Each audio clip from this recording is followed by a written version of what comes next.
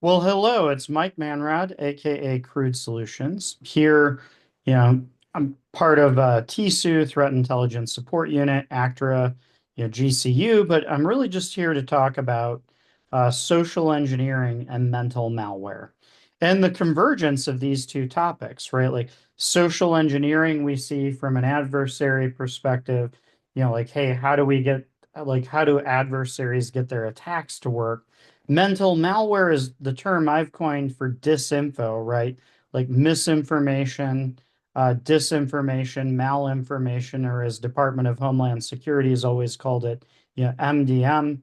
And happy St. Patrick's Day. It's 317 here, both celebrating and trying to put out some information all at the same time.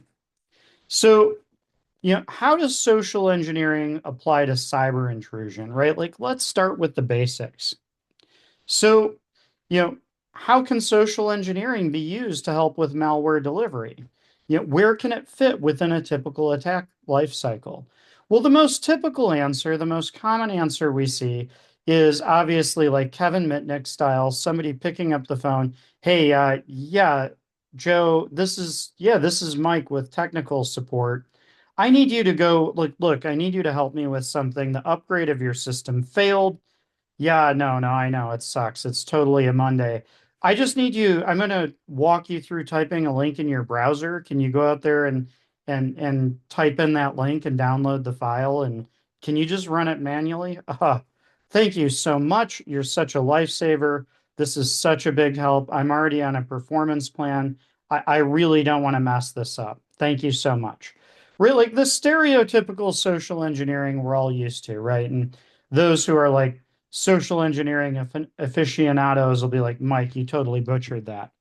But social engineering actually is broader than just that stereotypical use case we talk about, because in my mind, social engineering is in the DNA of all technical attacks that involve users. How convincing is the pretext and the lure of a phishing message? How convincing is the landing page? Do you have like something in your weaponized document attack that convinces the user that they should click enable content? Right? It's these simple things, but it's not just about somebody walking up to the front desk or picking up the phone. It could be that, it can be that, but quite a bit more often, it's social engineering as a discipline underpinning how adversaries fish, how they craft landing pages, how they craft payloads, how they think through the user side of their intrusion.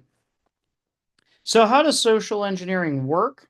Well, social engineering's been a foundational element for so many attacks, and really, like everybody's seen "Catch Me as You Can" with Frank Abagnale, and obviously there's a little controversy around that later. I won't get the little bit of controversy around that. I won't get into that now. Save that for a topic for later, once I've unpacked it. But obviously, Kevin Mitnick, Ghost in the Wire. Many of us have his like lockpick business card. Many blessings and condolences to his family and those grieving him. But he just contributed so much to this body of knowledge, both A, illegally exploiting a bunch of it. And heck, some of the laws we have are probably because of Kevin Mitnick. And then B, raising awareness, training, educating, and developing our whole paradigm and mindset of how to defend against this. So, but if we go a level below what Mitnick did and, what Frank Abagnale at least allegedly did to, why does social engineering work? There's cognitive sciences and cognitive psychology lessons that underpin this that have been building over many years, lots and lots of knowledge and expertise and information available. And if we start with it, obviously Kahneman and Tversky have done a tremendous amount for the science of biases and heuristics. Back in the day, if you rewind the human clock, there was a time where it was presupposed that human thinking was infallible, or generally it wasn't questioned, right? Like you were either lying or you were telling the truth. There wasn't an idea of, hey, your perception was skewed, you were wrong, you were off base. So cognitive scientists have spent years, generations of research, undercutting the belief that human information processing is anything close to infallible, documenting and cataloging how we fail, how we mess up. Like a great book as Dana Riley's Predictably Irrational makes this topic very, very approachable, right? Like we don't make rational, perfect decisions. And any of us who've tried to get on a fitness plan or make any sort of improvements in our lives know that we human beings are not perfect in that regard. But kind of backing into it, Robert Cialdini did a tremendous amount of research and thinking on principles of influence building on cognitive sciences. So, what Cialdini talked about are a series of principles in his book Persuasion that walk you through the underpinnings of how social engineering on the illegal or maybe legal security assessment and ethical hacking side, work all the way to just high pressure sales and things that happen to us all the time, but maybe we don't understand how it works. And Cialdini in Persuasion talked through some key principles that we should understand: reciprocation, consistency and commitment, social proof, liking, authority, scarcity, and unity. So reciprocation. This is the old like, hey, I want to get into a building. I hold open the door with no badge reader for everybody so that then when we go through the door with the badge reader, they hold it open for me. Consistency and commitment. This is the whole thing. You show up on a car dealership and they're like, hey, if I can get you in the ride you want for this price, will you do a deal with me today? Hey, let's sign this little non-binding form. Look, it says right there it's non-binding that just says, hey, we agree on these basic concepts before I put myself out there and go talk to my manager to try to get you this ridiculous deal on this new supercar you want, right? Consistency and commitment. Now they come back and I've already shown some commitment and I want to show consistency with that subconsciously or consciously. And now that's of course exploited to get me everything from the premium trim package to the undercoating to the upsale.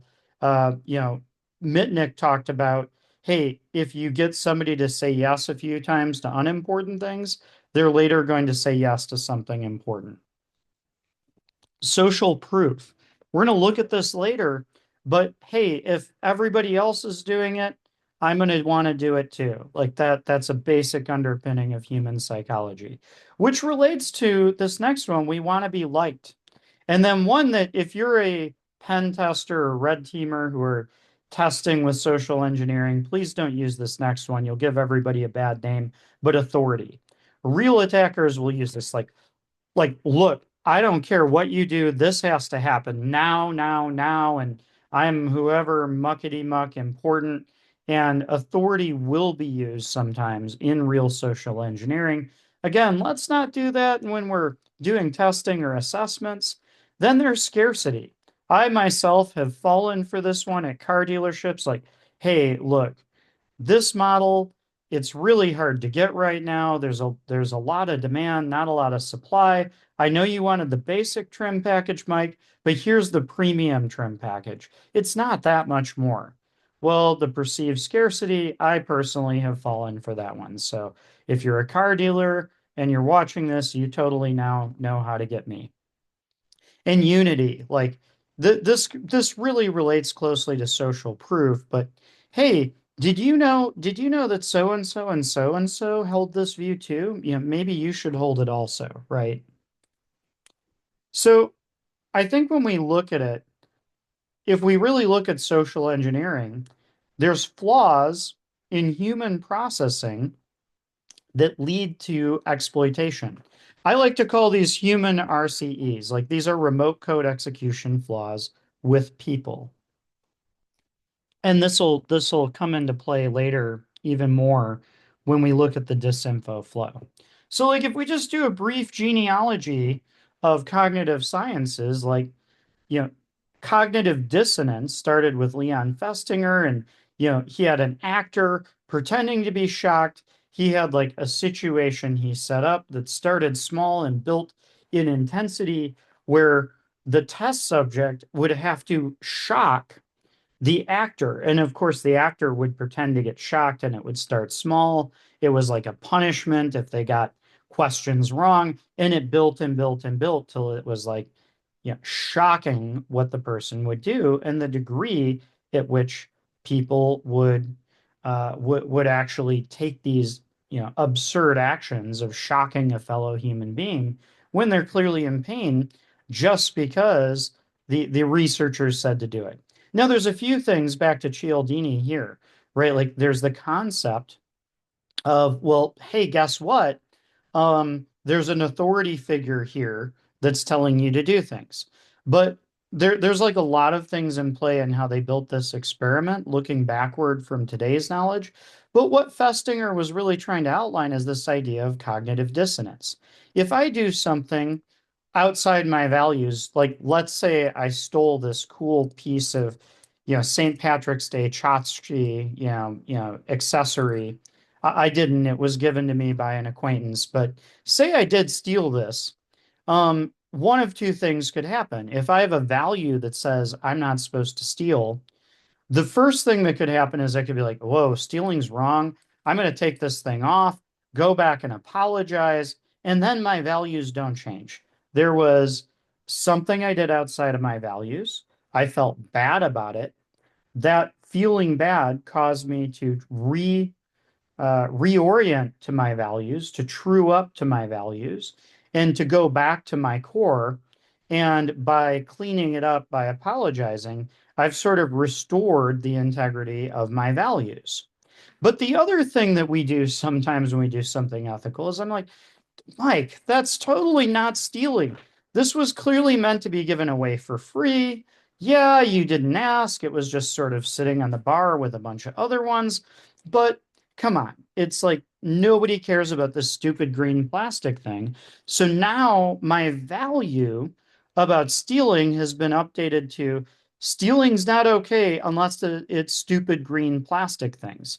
Now, the old cliche that we've heard so many times is like you hear a friend talk about like, man, I ran into this person at the high school, 20th high school reunion, and they were talking about just getting released from prison and all this. And like, I thought they were voted most likely to succeed. What happened?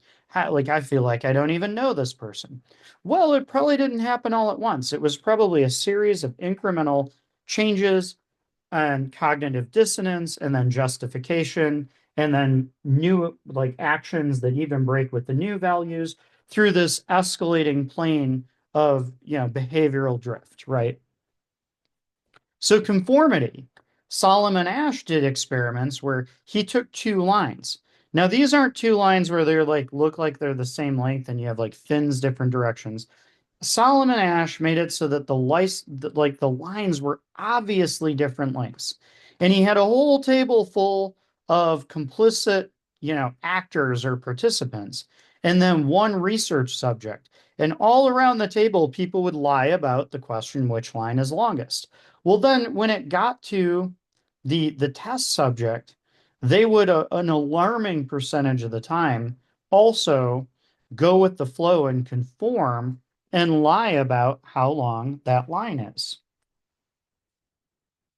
Obviously, my dog's downstairs. I've already fed him, so I won't go into this, but you know, Pavlov showed that like, hey, you ring the bell, dogs can salivate in response to stimuli. Well, it's not just dogs, I swear every time I drive by Taco Bell, I look like this dog. I think I salivate a bit. I'm a huge fanatic of Diablo sauce. Like I can't get enough of it. Tacos are fine, but I love Diablo sauce. So, Kahneman and Tversky really, I think, rolled up the work of so many cognitive scientists. And of course, in this brief intro, not going to go into all of them, but they just did this amazing, amazing job of rolling up this work, this body of knowledge, this information, so that it in such a way that it was meaningful and useful and holistic. And Kahneman and Tversky, if you want to know their story, there's a great book called The Undoing Project that will introduce you to cognitive psychology while telling you the story of two great thinkers who worked together. But then if you want like obviously there was a Nobel Prize for their work on heuristics and biases and flaws in human decision making. But unfortunately, Nobel Prize can't be done posthumously, so Tversky didn't get it, Kahneman did. But through this, Kahneman and Tversky like really unpacked this idea of like heuristics about availability, anchoring, substitution, representativeness. So many different like heuristics or decision-making algorithms we follow. And then Kahneman didn't invent this, but sadly Tversky died. Kahneman got the Nobel Prize, and then Daniel Kahneman went on to actually write what I think is like the seminal work, in my opinion, as a non-cognitive scientist of rolling up human biases, heuristics, and fallacies. And that book is called Thinking Fast and Slow. And it's a book where he goes through a whole lot of the research we've just barely touched on, but so much more. But then he goes on to look at like, hey, what's system one and system two thinking? Kahneman didn't invent that, but he described it really well and rolled it into the rest of the research to say, hey, when we're thinking from system one, it's automatic, it's impulsive, it's emotional, it's fast. If we're thinking from system two, it's slower, it's conscientious, it's rational. So if we're being socially engineered, we want to think from system two. But the reality is the social engineer's job, the disinformation purveyor's job, is to get us to think from system one. Now, there's good reason for this. If you're if you're thinking back to the roots of humanity, of like you're on a plane and there's like a lion, tiger, or bear oh my, and it's about to eat you, you don't want to deal with that in system two. Well, maybe it's a friendly bear. I watched the show Yogi Bear. That bear was friendly. Like, and meanwhile, you're like mauled while you're thinking about it, right? Like, there are times system one is absolutely valuable. You want fight or flight and all those reactions and the cortisol and the vasoconstriction and all the things that go with system one when that bear is there. You don't want to be like ChatGPT 4.5 deep reasoning where like it's really impressive, it thinks through it, and then like 5 minutes after the mauling's taken place, it gives you the answer. Yes, you really should have run. Right. So the separation of system one and system two are both valuable, but we tend to be, as Kahneman pointed out, cognitively lazy, and we tend to rely on system one too much, system two too little, and we're easily manipulated into thinking from system one by marketing, by propaganda, by social engineering, or any number of other scenarios. The other thing is a British anthropologist named Robin Dunbar came up with this idea that like there's a maximum number of people we can feel connected to. Yeah, everybody might have had the experience of like, hey, I used to work for this company and it was a startup and there were only 50 employees and it felt like a family and it was great. Hey, not all startups feel that way. I've heard mixed reviews, but like I've heard that, right? Like, or hey, I really felt connected with this group, probably a small group. So Dunbar pointed out that there's like a tribe size and the numbers disagreed about and argued, but let's just say it's 120 to 150, maybe a little more. Well, that's in a small village, the number of people who know each other intimately. Like, ah, that's Sebastian. Don't trust Sebastian. He never pays his debts. Or that's Sally, like she's really reliable. Or you know that's the tribe dog, it's always begging for scraps and it never stops begging, so you don't give it your dinner, right? That dog, you just got to deal with the puppy dog eyes or maybe throw it a little bit, but don't give that dog your whole dinner, right? That's possible in a tribe size of 130, 140, 150. But what happens when there's 100,000 followers, or what's the tribe size that we deal with Instagram or Facebook or Twitter or whatever social network? Well, I don't know, right? It's a pretty big tribe. And this gives rise to other problems like social bullying, cyberbullying, and social phenomenon where people would absolutely never treat each other about that badly if there were a personal connection. But when there's not, it feels like a video game. It feels aloof, distant, disconnected. So, Dunbar pointed this out, and it's very important to how disinformation works. It can be important to how social engineering works. Hey, if you work for a company of 10 people, you might be a little harder to social engineer on like wire transfer fraud of like the accounting person because like the accounting person. If you work for a company with 100,000 employees, that tribe size is different. Everybody doesn't know everybody. People are used to interacting in ways that imply some level of like implicit trust in business processes, and those types of things can be abused and manipulated. So as we wrap up like the social engineering and cyber aspect, there's a lot of ways this comes into play, right? There's telephone oriented attack delivery, which is where like there may be an email or a text or something that lures a victim to do something, but often like pick up the phone and call. Because like let's face it, email security solutions, a lot of security solutions are pretty good at picking up, and sharing threat intel on malware or bad links or sus domains. You can get around those things, but it doesn't scale super fast to get around them.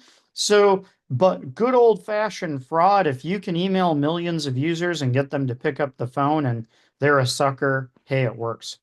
Social engineering for believability, right? Like a pretext is essential. Well, pretext is pretty important and pretty radical now because it used to be social engineers like Kevin Mitnick, again, in his books, he wrote about this a lot, had to work really hard to build these complicated backstories and know every detail. Well, thanks to generative AI, that is now a lot faster. Social engineering to bypass controls is one that I recently got the honor of going on Dave Chatterjee's podcast with Ori and talk about like that whole piece of you know you scattered spider, MGM, Caesars, that whole thing, and how adversaries, will pick up the phone to make a call now. I like to think, like I like to reference The Incredibles, like that old quote, "Hey, when everybody's special and when everybody's super, then nobody's super." You know, it's very similar. Once everybody had MFA, we should have all seen it as a foregone conclusion, and many probably did, that, all right, MFA is everywhere. Now attackers are going to start finding a way around it. Well, MFA push, picking up the phone, you know, socially engineering or manipulating support desks, like these are all techniques. And then lastly, physical access. It's not super common, but it can be devastating when it occurs. So again, I'll give Proofpoint credit for kind of a great, telephone-oriented attack delivery or TOAD, use case flow here. In interest of time, I'm not going to go through this in a ton of detail, but it's a great flow. And if you look at this, you can pause if you want to read it. It just kind of shows some of the flows of how this can flow from email to call to threat actor to, action taken. And in this case, it's kind of, malware centric, but it doesn't have to be malware centric. It's also often fraud centric. So great. We've covered a little bit about social engineering, and hopefully everybody is a little better prepared there. And obviously, awareness training, sending your own phishing drills, that kind of thing, all that makes a big difference. But what does it look like when we consider social engineering at scale? Like, how does this scale?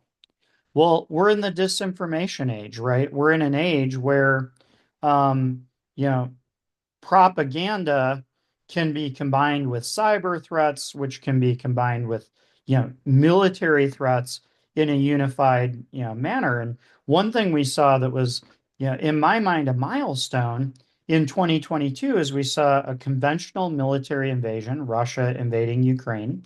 Then we saw a disinformation, like widespread disinformation, back like what we saw with the annexing of Crimea, same type of thing. But then we also saw, a cyber attack unified with deep fakes and disinfo, right? Like some of you may have seen this. Basically there was this, a hacking of a news outlet followed by, that exploitation followed by serving up a deep fake. It wasn't a very good deep fake. So a few of us have been trying to brand that as a shallow fake, not a deep fake. But if Putin wanted that to succeed, he should have actually called Disney because we all know that young Luke was a much better fake than this. And of course, this is all circa 2022. This is like dog years. That was a long time ago already. So, I mean, when I like to think about, MDM and disinfo, I like to zoom out and first take a closer look at machines to understand people. And some of you have heard me talk about this before. You're like, Mike, you're like a broken record. For goodness sake, stop talking about disinfo. Well, it's a pretty big problem, so I'm probably going to keep talking about it. But if we look at a typical malware infection flow, it starts with vulnerabilities that exist on systems, malicious ideas in the form of code that take advantage of those vulnerabilities, and then usually there's a goal of escalating privileges and expanding reach. And then ultimately, like there's this maintaining persistence, C2, and propagating till they can accomplish their objectives, right? So in a network system, a single purveyor of malware can exploit vulnerabilities and deliver bad ideas, aka malware, on a massive scale. And that brings me to the next point. If we really look at it, software is just ideas. What's the earliest software? The earliest software is sheet music, right? Like we could take a symphony or a piano piece composed hundreds of years ago or harpsichord and we could play it now and in theory it would sound the same. We don't have the TARDIS, we don't have the DeLorean, we can't go back and check, but in theory it should sound about the same, like it's the same general gist. Well, that's a programming language. Well, software, good software is all about just simply taking our ideas and putting them in a common language where they can be carried out in the world, converting ideas to reality.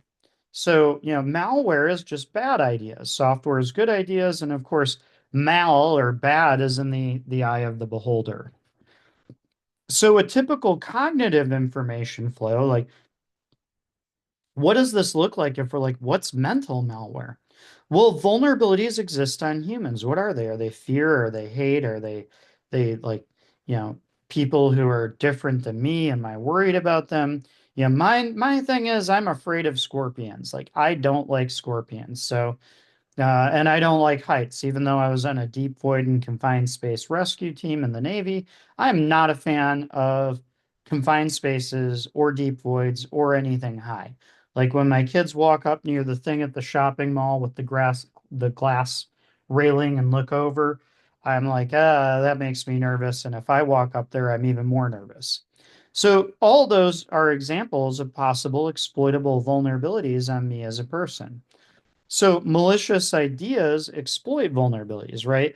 Like in malware, you have a carefully crafted payload that exploits a flaw to get the attacker's code to run on the host, probably with, at some point in the process with elevated permissions that the attacker wouldn't have, like maybe user space, maybe like customer to trusted user to admin, and so on, right? And then ultimately, in mental malware, how is persistence maintained? Obviously, social media and communication channels.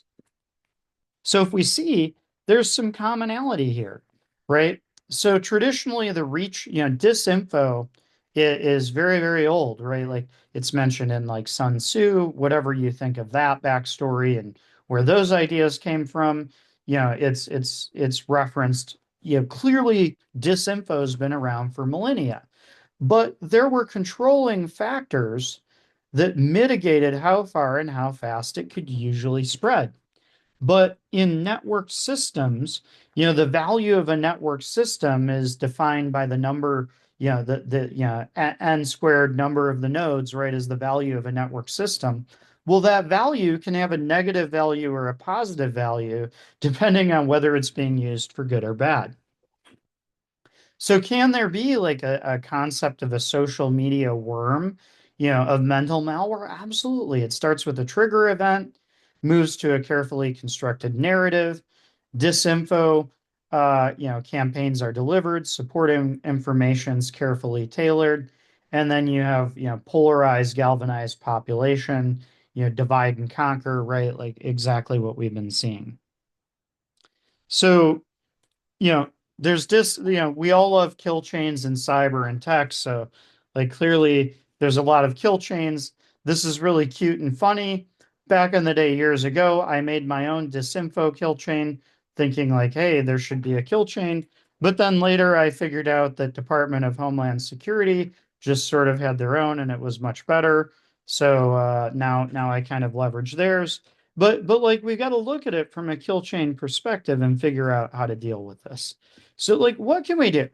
So threat intelligence and information sharing are key for cyber and disinfo and social engineering.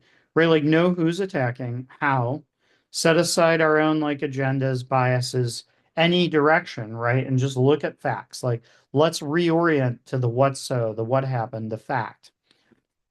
you know, Look at like cognitive firewalls and antivirus. We're weak as human beings, right? Like we've got to guard against exploitation the same way, our operating systems, some of them more than others, might be weak and need to be protected as well.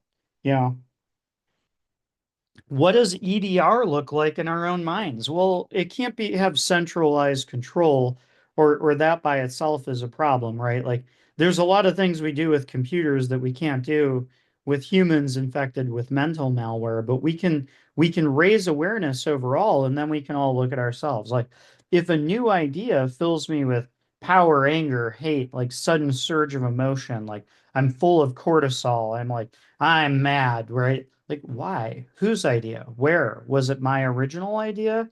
Was I doom scrolling when that idea hit? You know, and what's the patching and vulnerability management? Well, it might simply be counseling, right? Transformative practices. Like, what can we do to level up individual and collective human consciousness so that we're less exploitable? And consider like sit down and listen, right? Like we become very divided due to disinfo. That's what our adversaries want. We need to sit down at the table as opposites of all sorts of different viewpoints. We need to come to the middle. We need to converse. We need to listen to each other. And that's almost like a kind of patch management for our own minds, right? The more we're listening, the more we're in dialogue, the more diverse points of view are welcomed, embraced, and heard, the better off we're going to be, and the better we'll be able to mitigate this. Well, unfortunately, you can't ask me questions because, we're on a video. But if you have any questions, take me on Twitter, Crude Solutions, or hit me up on any other social media you can find me. Again, Mike Manrod, Crude Solutions. Thank you so much, and thank you for bearing with me and making it this far. I hope you absolutely have a great rest of your St. Patrick's Day. Bye.